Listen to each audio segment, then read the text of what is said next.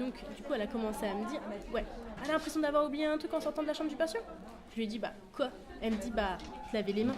C'est bon, faut arrêter d'exagérer. J'ai même pas touché le patient dans la chambre. Vraiment, cette histoire de lavage des mains, j'y comprends rien. Dis-moi, tu sais pourquoi on se lave les mains? Pour qu'elle soit belle et propre. Oh, toi, t'as besoin d'une petite piqûre de rappel. Reprenons du début. On revient en 1846 où... Non, pas si tôt. Voilà. C'est donc en 1846 que le docteur Semmelweis découvrit l'utilité du lavage des mains. Les médecins à cette époque passaient par exemple d'une autopsie à un accouchement sans se laver les mains. Et à cause de ça, il y avait plein de morts parmi les mères des nouveau-nés. Et c'est là que notre docteur Semmelweis eut l'idée du siècle. Il mettra en place le lavage des mains en systématique entre deux activités. Et grâce à ça, il rendra plein de mères heureuses et surtout vivantes. Bravo, belle histoire. Mais bon, à part ça, nettoyer les mains, ça sert à quoi? Laisse donc professeur continuer sa leçon s'il te plaît. Le lavage des mains ne sert pas qu'à avoir de belles mains qui sentent bon. La grande partie de son utilité est bien cachée. Tu peux être plus précis, monsieur le professeur? Tu veux de la précision? Eh ben écoute ça mon pote. Nos mains comportent énormément de germes, environ 10 millions pour être précis. Ça peut être des bactéries, des virus, ou encore même des champignons par exemple.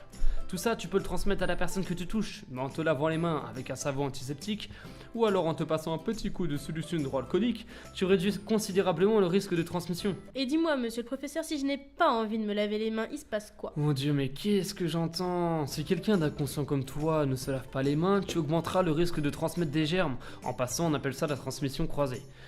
Et donc, ces germes que tu transmets peuvent entraîner des infections, des maladies, et il y en a beaucoup. Je te rappelle aussi que, savoir pourquoi il faut se laver les mains, c'est bien, mais savoir quand se les laver, c'est mieux. Vas-y, dis-moi en plus. Pour faire simple, tu te laves les mains très souvent, mais pas tout le temps. Quand tu commences ton service et que tu enfiles ta tenue de soignant, il faut toujours penser à se laver les mains à l'eau et au savon. Quand tu commences un soin ou que tu le termines, une dose de solution hydroalcoolique est nécessaire. Tu as même certains soins où tu te laves les mains plusieurs fois. Cependant, il faut faire attention à ne pas se laver les mains si ce n'est pas nécessaire. Parce que oui, trop se laver les mains ne protégera pas plus les autres. En revanche, tu risques d'irriter ton épiderme. Épiderme? Ta peau, dis-moi, faut vraiment que tu penses à rebosser ton vocabulaire.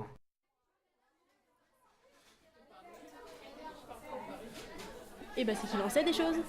Ça n'a rien de compliqué, juste un petit conseil. Si tu veux être un bon soignant, l'hygiène des mains, c'est vraiment la base. C'est la première des protections que tu donnes à ton patient avant les soins.